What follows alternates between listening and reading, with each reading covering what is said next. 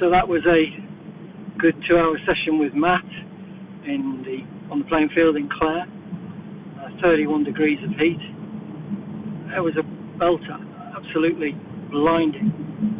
We must have sweat quite a bit. We covered quite a lot of ground, and my next session is with Matt and Nick again this Friday, and we're probably doing 3 hours in this heat wave, so it should be an interesting time. Got things that we need to work on. Lifting the back foot is one of your biggest. So you're all right and your stance is good when you're moving forward, but as soon as you get the killer instinct and you go forward, as soon as you want to strike, you're there and your back foot comes off the ground, which means you've suddenly got no power and you're off balance. So you're then relying on muscle rather than the floor. Right, okay. So you've got to get used to, when you go forward, bringing that back foot under you. And we'll do some Buma steps for that. Leaning as well. You have a tendency to lean in and you punch, which means you're a lot closer to the target, a lot closer to somebody's fist. So we're going to work on that as well. So we're going to do some slow stuff as well. And tension. As soon as you start chain punching, oh no, you go relax. And then, yeah, just reliance on muscle and strength. Now, I said to Nick last week, I said it's more important for him to get the footwork right because he's such a slight frame.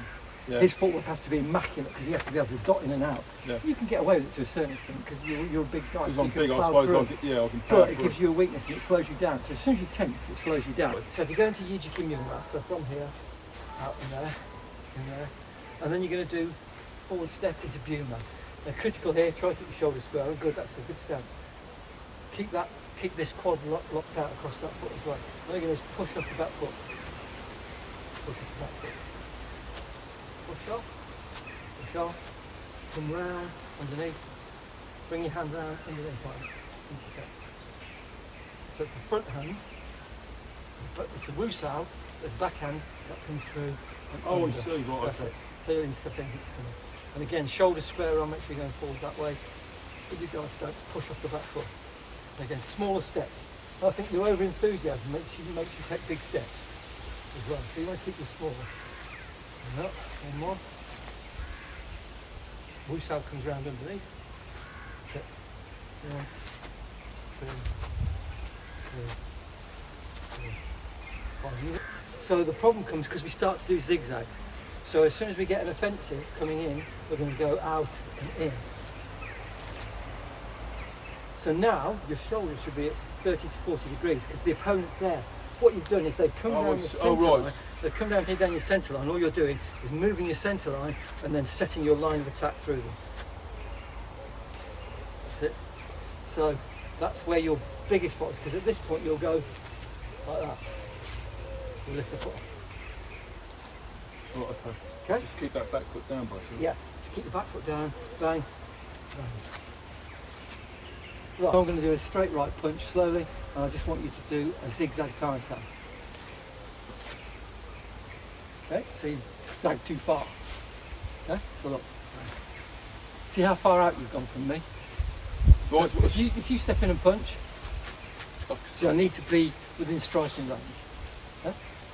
So, there you go. Now look, your foot line of attack, and the force is coming through me, and my force is now being redirected in that way. Right, okay. Now the only thing that you haven't made there is leg contact, and that's one of the other things that you'll learn as you go. Right, okay. Okay, because you can control. Okay, so on again. Okay, not to clash shins too much because it will hurt. Okay. Now try and sound punch.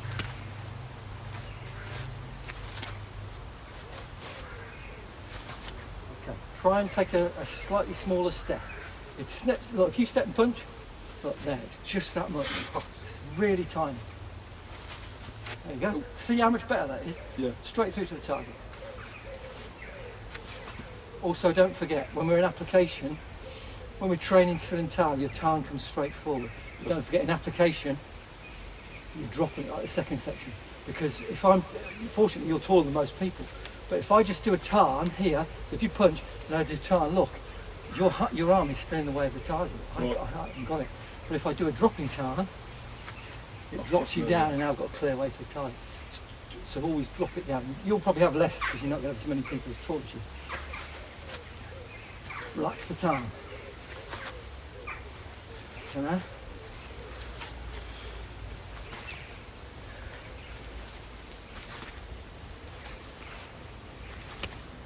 Right, stop. Okay, freeze there. So I'm going to take my hand away. There's your first punch. I want you to do 2 more punches with a press to the neck. So all you can do, bring that fist in, push, step and push. Oh right, okay. So look, watch the footwork from there. Oh right, okay. That's all it is. I'm not going to put my hand up there now. So 1, 2, 3. Elbows in, thumbs out. You can with your thumb out. Look, if you step in and punch. So look, 1, 2, Oh right. 3, punch, 3, 4, good. Again. Right, I see you can do without looking at your feet. See? Good. Change around.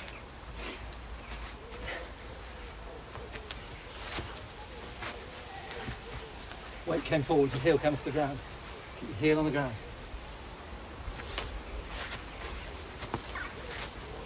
Okay, now we'll do pack-side punch. Right. Okay? What's So, that to you?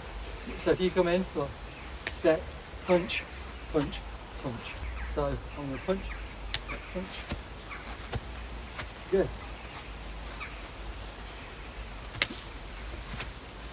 Good. Got a 4th one in there.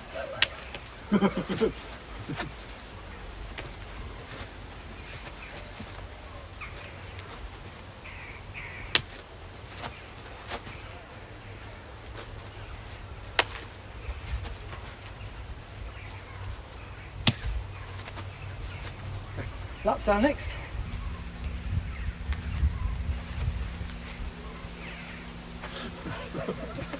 I noticed they're getting harder. Shake in. You can seem to do it fast.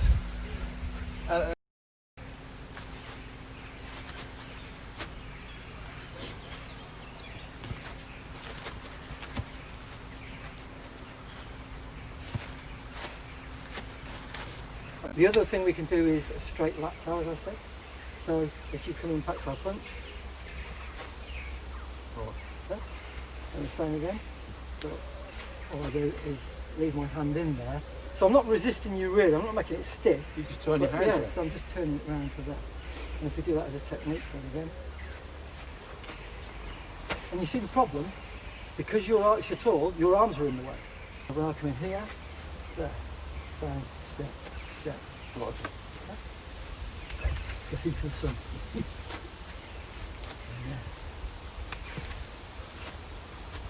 And you can see you have to put a little more resistance than you would if you're going to Dai Bong Sa, that's all. Yeah.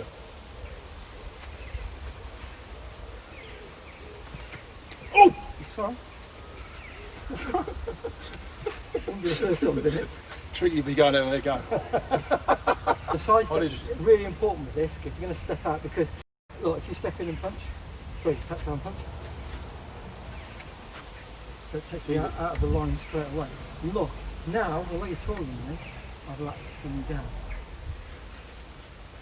So just Whereas if I stay where I am, and I do laps out here, I can't move now. My elbow's at my side. I don't want to take it out there because it becomes muscular. So look, your arms are in the way of me hitting your throat. I'll have to go over and put just to my elbow. So from this point of view, when I step out, it gives me a great angle. Do this from this side. stepping out at all, aren't you? I mean, you're like fucking literally. Yeah, but if I stay where I am and shift, I can't get your elbow down far enough. Because lapsow is not this. So if you back down punch, lapsow is not that trying to take it beyond. It's keeping your elbow in front of you and shifting your shape. So if I don't move, there, I've blocked myself off. I can't hit your throat, look. I have to look at this there. If I try and hit you in the throat, I'll hit your chin. Right. So if I step out, it changes order. A slight step out. See the difference? Right under there. Bang, bang, bang. So a slight step out.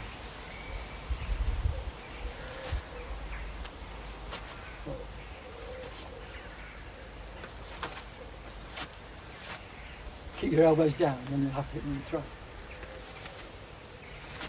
That's it. Don't leave that there when you're not there.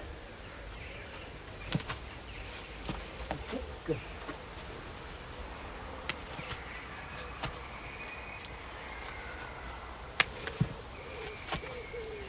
Okay. And the other one I did was the V-tie. So if you come in, Oh, right, fuck me. So just. yeah. which is great for a takedown. So if you come in there, look, if I do this, and then I come in here, I've got you from there, I can take you down from there. Instead of fighting it, what you do is as you pack out, Just bring it in. just bring it in, and then strike it back out. Make sure you have the elbow tucked in there. Do it again.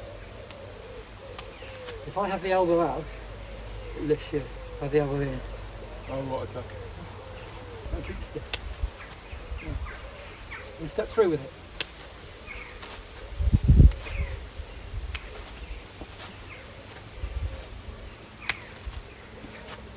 And this is where Wing Chun's different for everybody. This is a good technique for you because you're bigger than me. Ouch. I shouldn't talk when I'm coming in like that. We end up biting your tongue. Oh, yeah, it's a few. Okay? And if you add that to it from low, you've got Popeye jump, in which case I'll fly. Oh, yeah. See? And even if I adopt a Wing Chun stance on the way in, there, that still makes me go 2 steps back. The other thing to watch out for with guard stance on the Paxal punch is there. Right, okay. Okay? That's what's going to happen on the street. What's that mean to me? You know martial art because you stood like that. So You're guarding your upper body, You want to get me down? so I'm going to catch you off guard. So look, if you look at Wong Su Lung, he looks like nothing. He just looks like a short, sort of squat Chinese guy. And But but he he was just could fight, and it's none of the fancy stuff. He used to win the street fights underground. All this flash stuff goes out the window. Bang, bang, bang. And that's what my Sifu Nick did when he did the underground fights. No fancy stuff, straight in, chain punch, takedowns. bang. That's it, done. There, okay, so you can see that would take me over if you carried on walking, redirect. So look, so there, look. Oh, right, All I yeah. do is keep my structure, shift, and then from here, when your head's down there, I can either take you to the floor, I can push you here, or I can twist you, take you to the floor this way. But Krav Maga and lots of others teach the pylon. So if somebody's coming down, if you come in and go down, they'll bring the feet back and do this. Oh, right, fuck, man. But then if you've got multiple assailants around, you don't want to be going down because your stability comes from having your head over your shoulder, head over your hips. If I'm down like that, my head's not over my hips anymore. So that, fuck. So you need to pack out that as it comes up. Okay. Yeah. Yeah. Okay. Yeah. Okay, so now, if you do Paxal punch to my Paxal punch, you can see it's very difficult for me to get a Paxal in. And if you change the angle as well, I've got no chance. Oh, fuck, man. You've got me, okay? And again. So I've missed and you've got me. Just that fractional change of angle. The only way I can cover my centre line there is with a view. Thrusting fingers, thrusting arms. So here we go. So what you punch. Okay, so again. Okay, so that's not fast enough. If I try and pack even fast, nowhere near. Too fast to see. So it has to be view. And you can literally from there carry on straight to the front. Okay? Try it. Let's do it one more try. Okay. So I pack sound punch and look, I bring this in as a busa. Remember it's there. Okay, even if I change the angle, okay, covers your centre line straight away.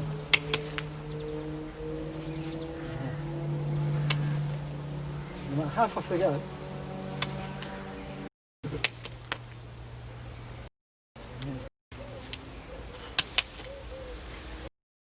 Oh, yeah. Oh, right, okay. Oh,